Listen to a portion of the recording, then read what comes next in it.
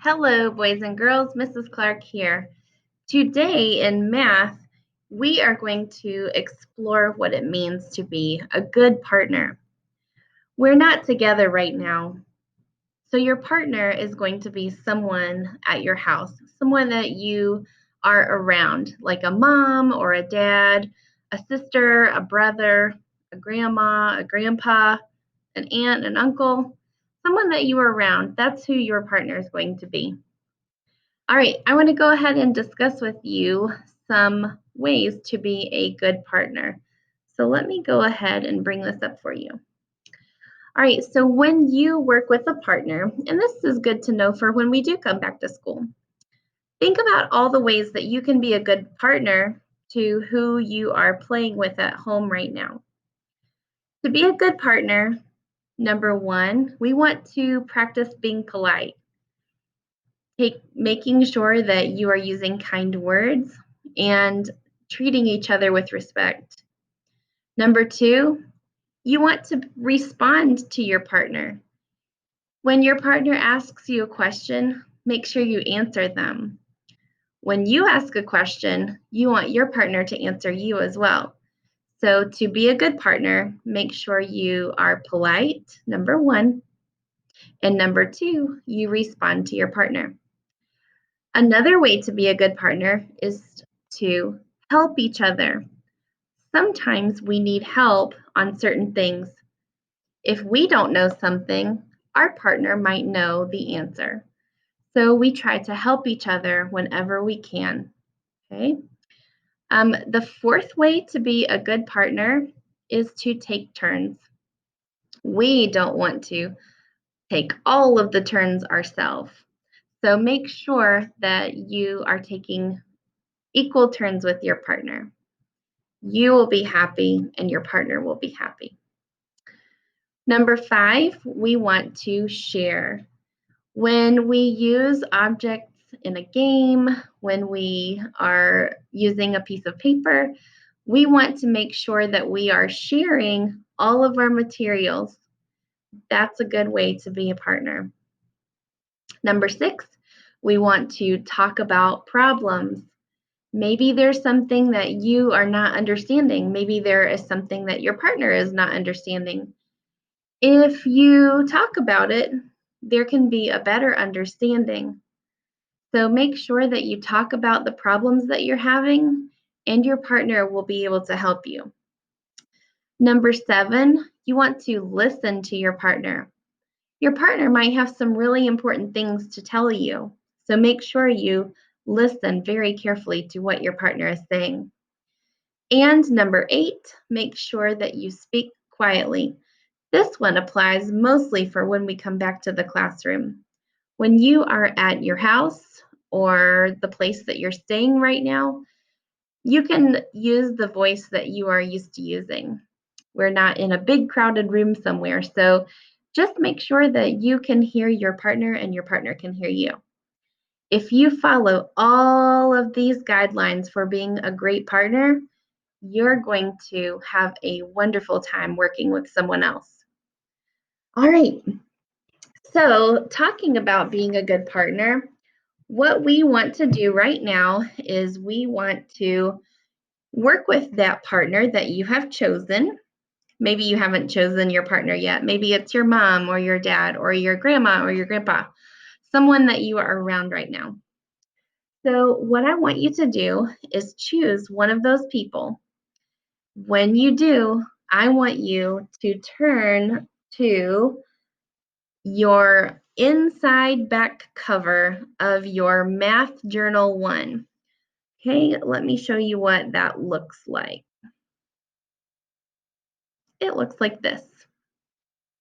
So in your math journal, if you open it to the inside back cover, you are going to see a type of number line. We've been talking about number lines. This is a number grid. You will also be able to see some number lines at the bottom of that page. So we are mainly going to use this number grid right now. And we're going to use this number grid to help us solve some math problems. So we are going to be working on adding using the number grid, and we're going to be working on subtracting using the number grid. Hey, I'm going to give you guys a couple of story problems, and you need to have this page open and your finger ready so that you can point to some of these numbers. Here is your first problem, and I want to see if you can figure out the answer before I tell you. Angela had $14. I'll give you a hint. Go ahead and put your finger on the number 14.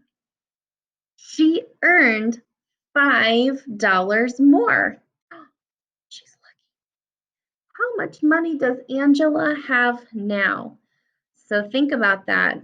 If Angela is earning more money, she's adding more money to what she already has. Put your finger at 14. Go ahead and hop forward 5 spaces. Remember, because she added $5. So put your finger on 14 and we're going to hop. Ready? 1, 2, 3, 4, 5. What number did you land on with your finger? Well, our question is, how much money does Angela have now? She started with $14.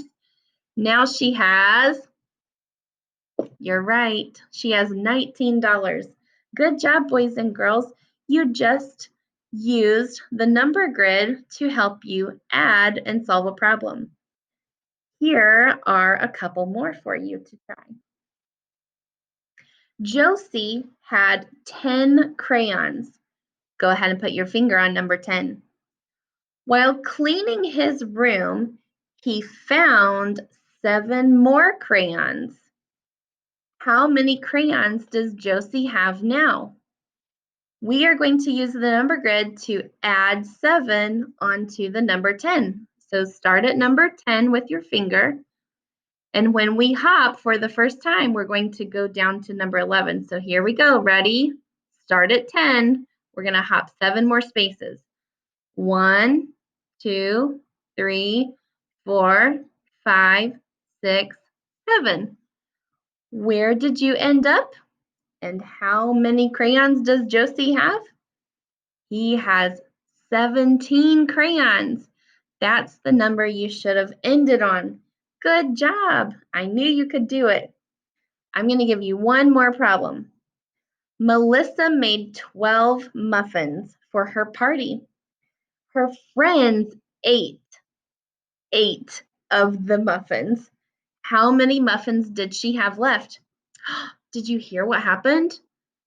There were 8 children that ate her muffins. So we want to subtract this time. So go ahead and put your finger on number 12. This time we're going to hop backwards 8 spaces because her friends ate 8 muffins. Here we go. 1, 2, 3, 4, 5, 6, 7, 8. Where is your finger? Are you touching the number 4? If you are, you did it correctly. 12 minus 8 equals 4. So we just used the number grid to add and subtract. All right. Another thing that I want to do with you is show you a game that we would be playing if we were all together in class as partners. So you are going to be needing a partner for this game as well. You are able to make your own number line. You can start with whatever number you want. This number line starts with 100 and goes to 120. You can make your own number line with the numbers that you choose. So this number game is called Number Line Squeeze. So I am going to think of a number.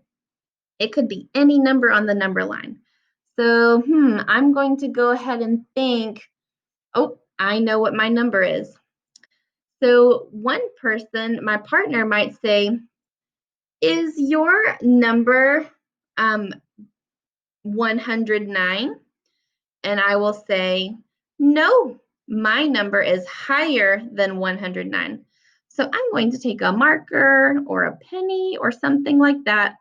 And I know that my partner's number is bigger than 109. So it's going to be somewhere between these two markers. Or if you're at home and you don't have markers like this, you can use pennies. And then my partner says, okay, is your number 116?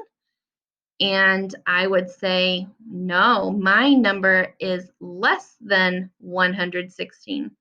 So my partner will move their marker to 116, and they know that my number is somewhere in here. Well, my partner might say, is your number 112? So I'm going to squeeze this. I'm going to say, my number is higher than 112. So guess what? I've only got a few more numbers to guess. My partner might say, is your number 114? I'm going to say, my number is less than 114. Do you know what my number is now? If you said 113, you are correct. That's the only number that's left. So this game is called Number Line Squeeze. You are welcome to play this game with your family. I hope that you have a wonderful day, and I will see you tomorrow. Bye-bye.